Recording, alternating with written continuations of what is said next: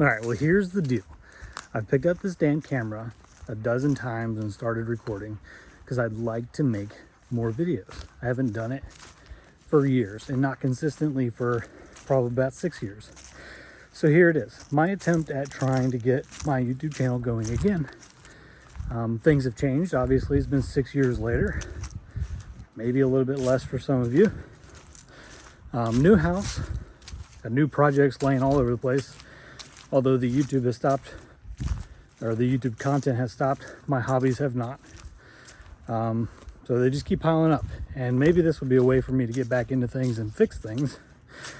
But to get started, first video I'd like to bring you guys, because people have been asking me for like the last 5 years, people have been asking me this, is how is this thing holding up after years and all the different things that I have done to it. So let's talk about that for a second.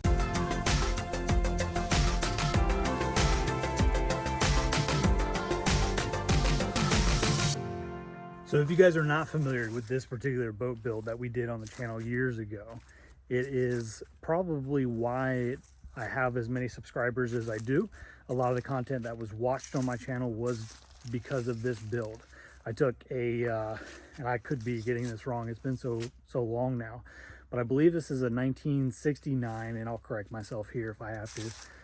It's a Bass Tracker 16-foot aluminum john boat, and actually it wasn't a john boat, it was a bass boat. So check this out, it's a 16-foot Bass Tracker. It is how they sold it, but it really had the hull of a john boat, so that's why the whole series was called john boat to bass boat conversion. Although it technically wasn't, that's kind of what it was geared towards. So after I have the deck that you're sitting in now, I'm gonna have to come up maybe 3 or 4 inches right here. That way it'll line up with this deck right here. Because I wanted people that were, you know, didn't have the budget to go out and buy a new boat to be able to find a way to take their old aluminum hull that they had laying around, or that they could get for cheap, and take it and make it into something that they could fish out of. So there are quite a few things that I really like how I did on this boat.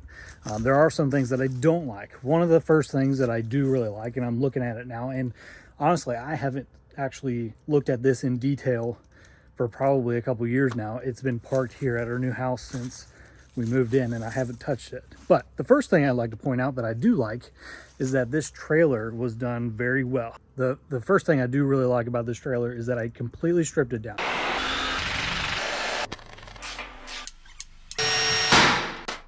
Just completely blew it apart. Got all the rust off of it. We put probably 3 or 4 layers of just a spray paint on it. So it's not the best quality, but it actually held up fairly well. I'll show you that. So as you can see, this trailer project is getting some much needed attention. This thing's probably gone the last 35 years without hardly any maintenance, as far as I can tell. First step of this process is to actually just remove everything from the frame of the trailer so I can get a good surface to work with. I'm over it. So this is the backside of it, and all this green, or most of it, there is a little bit of rust like right here, but most of this green that you're seeing is just algae built up on it over time. But the rest of the trailer looks really well. One of the bads about the trailer are these lights. If I had done these lights again, they would have been recessed a little bit better so that they were not damaged, because I've actually either backed into them or bumped into them with something else, or been moving the trailer to a spot and hit it, and they have, you know, they're not broken completely, but they are out of whack. So that's definitely something I would have done a little bit different.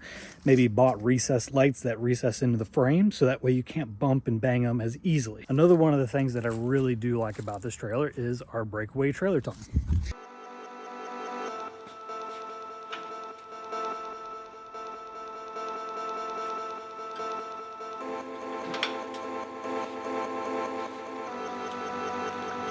One of the other things that I probably would have done different was bought different chains. Although they do not really hurt the structural integrity, they did get pretty rusty pretty quickly. And that would have been nice to have like just a painted set of chains, or maybe something that was a little bit more resistant to rust. All right, so another one of the things that I really do like, actually let's go to one of the biggest things that I don't like. And at the budget that we built it at, there's not really a good way to get around this bad problem.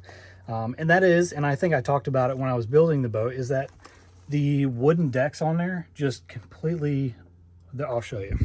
What's going on, guys? Welcome back to another episode of SMG Fishing. I've been doing a lot of work. I haven't made a lot of progress, but I've been doing a lot of work. Check this out. Pretty cool, right? So I've got a pry bar here, and I'll show you. But this top is just, I don't know, that's not a great one, but this one you can see it's just completely sunken in, and that's just because the plywood was thin, and it's plywood, so even if it was thick, even if it was marine grade, it probably would have held up longer, but it just did not last very long. And like I said, that is just one of the inherent problems you have when you do use plywood on a boat. It's going to get water, it's going to get residue, it's going to just deteriorate over time. In fact, the live well box lid that I made is, I don't even know where it is anymore. I don't think it exists anymore. So let's go to one of the things that I really do like about this boat. To this day, my live well idea that I had set up, the plumbing for it and everything was great. The thing I'm most excited about with this boat is, and you'll have seen the steps if you watched all the videos leading up to this one about this project, is my live well system. So I've got a fixed live well tank in here. It's got a pump in unit from Flow-Rite, which is a two-directional valve, so it'll recirculate and it'll pump out. I got to pump out in the back side of the boat, so at the end of the day when I'm done fishing, I pull the switch out, hit the pump, and it pumps everything out. After I made this boat, I actually did not even use it. And that's because I bought another boat, which I believe I did a short video on. This, I don't know, I put it on Instagram the other day, but this is a boat that I have fished out of my entire life. It actually just came for sale. This is my stepdad's boat, and he had a chance to hop on a boat that was a really good deal, and so he decided to sell me his boat at a really good deal, which was awesome. So now I get a bass boat that I'm very familiar with, used to fishing out of, and now I get to fish out of it. So I didn't actually ever really get to fish out of this boat. I did a few reservoir fishing trips, but like I said before in a past video, I was in the military at the time, so I didn't really have a lot of time to go fishing, and I had a 1-year-old, or probably he wasn't even 1 year old yet, and then just the time gets away from you, and I unfortunately never had the chance to really fish out of this boat. One of the other things I really did like about this boat was the amount of storage I had. Although I like the storage, I probably would not do storage like that again. And I'll talk to you about that in a second, and the things that I would do differently if I did this again. And I do plan on doing it again in the future at some point, but not anytime soon. But the storage that I had on here was really good. I had battery box storage, and I'm just remembering now that there's 3 marine grade batteries in here still that I probably need to take out and see if they have a charge. I had rod storage, I had tackle storage, I had life vest storage, I had storage for just about everything I had. Although I would probably do less storage in the future. And that's simply because every time you have storage, you have to be able to access it. And that means that if there's another door, which means that there's more complication, there's more hinges, there's more things like that. One of the other really big things that I probably would change if I had to do this boat again is the 9.9 horsepower Mercury that I had bought to put on the back of here. I probably would not do that again. At the time, I was looking at fishing at the Occoquan Reservoir, which has a horsepower restriction of nothing more than 9.9, so that's why we had it on there, and it's kind of a big reservoir, so it definitely helped me get up and down it, although I'm not fishing there as much anymore. The main reservoirs I'll be fishing out of with this boat, if I do rebuild it, is going to be the Hunt and Run Reservoir, or Hunting Run, or whatever it's called, Mott's Run Reservoir, and then the Nye River Reservoir, just because those are local to me and they're really good fisheries, and I would want to fish those ones. I'm not going to travel probably up north anymore to fish the Occoquan, maybe if I have a rare occasion, but mostly I'll be fishing where I don't have a gas motor. So what I would have done differently is put more batteries in here, and then I probably would have put maybe 1 or 2 higher power trolling motors. Sorry, I can't think right now. One of the other things that I really liked about this build that really stood out to me was this foot pedal box that I made. It's full of leaves right now, and it probably might hold water at the time, but we're under roof, so that's not a bad thing. But it was cheap, and it did its job, and it always worked the way I wanted it to. When I made that decision, I didn't want to spend, you know, $100 and whatever dollars it was to make or to go buy like a Minn Kota specific foot pedal cutout, because they were just so expensive. I didn't feel like it needed to be that, and I still stand by that. Well, I found one at Bass Pro Shops, and they actually had one in stock at the one near me. So I hopped in my truck and I'm on my way. And I'm thinking the entire time, this is just a box to hold the pedal. This is a luxury item. This isn't going to be anything that I absolutely need. And I kept thinking that because the price of this recessed tray that you can buy, albeit it's built very nicely and it's got really good build quality and stuff, it's $150. $150 for a box. It literally just drops your foot pedal 4 inches. Gosh, this is riveting. Get it? Riveting. Because I'm riveting. But it's also a lot of fun. Riveting. I've even had some people reach out to me and ask me if they can buy that from me because they thought I was maybe manufacturing them. I don't. Probably a great idea, probably no money in it. But if you had to build one yourself, it would be very cost effective. And I think that you should definitely do that instead of buying one. So mainly, I was really happy with the way this boat did turn out. Now that I'm a little bit older, I have a little bit more of a budget to work with. I have maybe some more skills that I want to learn. The main thing that I would change about this boat is the deck, because the deck is always, when you build it out of plywood, it's always going to rot. You can do better materials, you can protect it better, and to be honest with you, I didn't protect this one as well as I should have. It did sit under a boat cover for about a year or two until that boat cover ripped, and then animals got in there and ruined it. So I definitely could have done a lot more to take better care of this boat. I'm not saying that at all. I did not baby this thing, especially after I got that other boat. That thing was more valuable to me and it was more effective for me, so I really took better care of that boat than I did this one, unfortunately. But the one thing that I would definitely change, and I'm going to do this sometime in the future, maybe in a few years when my son starts fishing or is starting to want to go and maybe help me build a boat. But that thing is to, instead of doing a wooden plywood deck, I think I would like to weld an aluminum deck on top of this. Now, I do understand that by introducing metal into the project, it adds a significant cost. But if you want to factor in things like time and the amount of times you're going to have to do that project again, metal actually makes a lot of sense for me anyway. And then the other skill gap that I have there is that I don't know how to weld aluminum. I have welded aluminum in the past.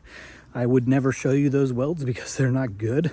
And you know, the equipment now is more readily available.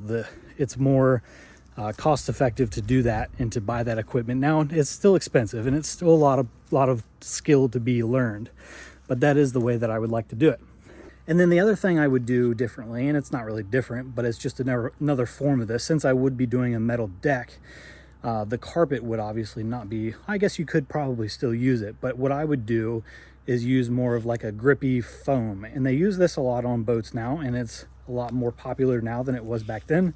But I think that would probably be the best option for me. So like I said, unfortunately, this project has been neglected over the last few years, but it is something that I do think about quite often, and I think that I would like to redo it at some point. But this should give you guys an idea if this is something that you're looking at doing, maybe some tips to go about doing it better. Definitely look at doing the best quality floor that you can afford and that you have the skill to do. And if you know, like I said, if you have more of a budget-friendly budget, then don't worry about doing plywood, because it's still going to last, you know, 2, 3, maybe 5 years if you take good care of it. You know, keep it out of the rain, keep it out of the sun. When you store it, if you can, put a roof on top of it. I know not everybody has that option, but these boat covers that I've been buying, and I'll link them down below, these are the ones that I've been using for years. And like I said, they do break occasionally after they get sun baked and they sit for a while, but they're cheap. They're like 80. I haven't bought one in a while, so maybe closer to $100 now. But it's good insurance for your build that you put a lot of time into. and you want to preserve. So definitely think about doing that if you are going to be doing a build. If you're thinking more longevity, like lower maintenance, then maybe metal is something that I would look into. So hopefully this video has given you guys some ideas of what to do differently, or what the things that I might do differently were. Keep in mind that everything I did back then and all the simple things, the very budget-friendly things that I did were still worth it. I think I would still do that again if I were in that situation. So although I do have some issues with that build, it's still a very viable option. Going forward, I'm hoping that this channel becomes something of a hodgepodge of maybe the different hobbies that I have. Excuse the mess in my garage right now, it's really bad. But here's that boat that I was talking about that distracted me from everything on that other boat. So if you guys would like to see some of that content, I did buy lithium batteries for this thing last year. I have not put them in yet because I just haven't had time to do it. So that's something that I'm working on. But I do a lot of woodworking stuff. I've got a bunch of tools and not really a good space set up to do that. I'm working currently on a 3D model of how maybe I would design my garage to set it up specifically for woodworking on one half and then like automotive stuff on the other half. I really think that I need to just get organized so I can get some traction on all these projects that I do. I mean, there's a four-wheeler back here that's half taken apart. There's all kinds of built-in furniture that needs to be built for the house just because it's lacking some of that storage space. I've got a lot of cleanup around the house, like trees that need to be taken care of, some landscaping, some hardscaping that needs to be done. I got a tractor now, so that's a little bit easier for us. And you know, there's all kinds of projects laying around that need to be done. So if you guys are interested in any of that stuff, or that might be something that you want to see, just let me know.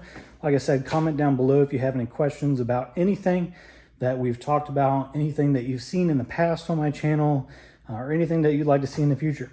Thank you guys for watching. I know it's been 6 years of me not posting a video almost, so life gets around to you and it slows you down sometimes in some aspects, while others just take off, and that's what I've been doing.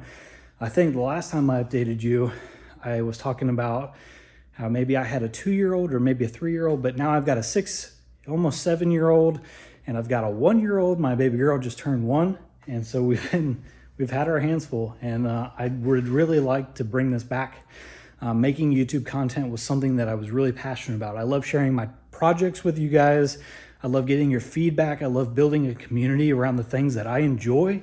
I enjoyed the photography, the videography, the editing of everything, getting feedback from people from the community. So I'd really like to start that up again, and just get back into doing my hobbies more often. So thank you guys for watching. I will see you next time.